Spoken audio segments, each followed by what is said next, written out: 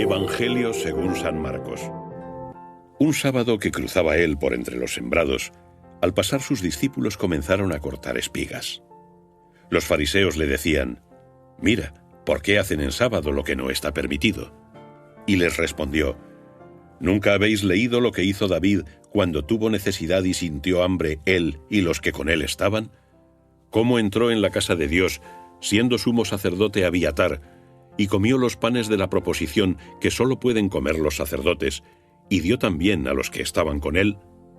Y les decía: «El sábado fue hecho para el hombre, y no el hombre para el sábado. Por esto, el Hijo del Hombre es también Señor del sábado». Hay muchas razones por las que resulta interesante y también útil acercarnos a los libros del Antiguo Testamento. Una de esas razones es que nuestro propio camino, en nosotros, que ya conocemos a Cristo, necesita continuamente de conversión. Es decir, Cristo no es como un objeto que uno posee y ya lo tiene, como quien compra, por ejemplo, un brazalete de oro y lo guarda en una caja y ya está comprado, adquirido y poseído el brazalete para siempre. Nuestra fe en Cristo no es algo así.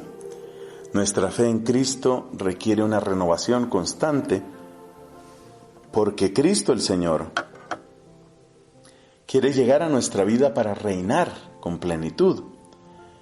Y ese reinado de Cristo supone siempre la victoria sobre los distintos ídolos y la victoria sobre las distintas formas de engaño y de tinieblas que llegan al corazón humano. Por eso no hay que imaginar la victoria de Cristo, repito, como una posesión estable y ya resuelta, sino más bien como un proceso dinámico. Y en ese proceso dinámico nosotros estamos acompañando de alguna manera el camino que hizo el pueblo hebreo, el camino que hizo el pueblo de Dios, yendo precisamente hacia Cristo.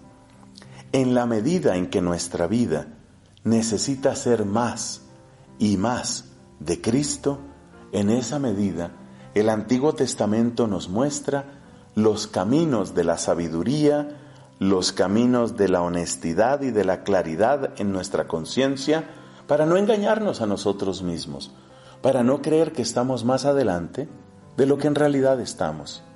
Así que esa es una razón muy poderosa para estudiar textos del Antiguo Testamento. Así, por ejemplo, veíamos en el caso de ayer las consecuencias de la desobediencia. Saúl fue un hombre que vivió hacia el siglo XI antes de Cristo. Eso fue hace mucho tiempo, hace 3000 años. Pero aquello que hizo Saúl, ese empecinamiento, esa terquedad de su desobediencia, pues se convierte en una lección para nosotros, porque habiendo conocido, como ya hemos conocido a Jesús de Nazaret, tenemos siempre la tentación de caer en esa clase de desobediencia. Uno debe darle como cristiano el trono a Jesús, pero parece que algunas veces somos rebeldes y le arrebatamos otra vez el trono a Jesucristo porque queremos que ahí se siente nuestro afán de protagonismo o ahí se siente nuestra codicia, y entonces necesitamos conversión y necesitamos hacer camino. La lectura de hoy está tomada del capítulo 16 del primer libro de Samuel y nos cuenta la elección del rey David. Tomemos solamente una enseñanza de aquí. La elección es gracia. Qué palabra tan hermosa y tan importante esta.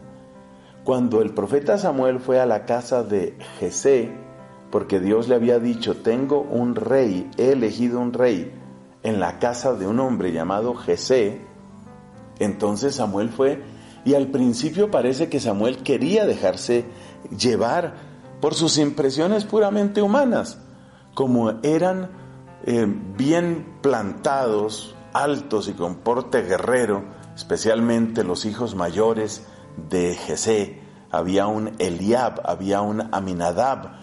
Como estos eran fuertes, grandes y con cara de determinación, pues parece que Samuel le pareció, estos deben ser.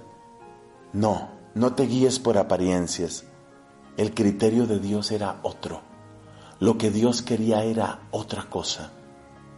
Y elige al más pequeño de la casa, a aquel a quien tenían relegado a las funciones más humildes, por no decir humillantes, a aquel a quien ni siquiera contaron al principio como hijo, a ese que parecía que no contaba, que no significaba nada, a ese lo eligió Dios.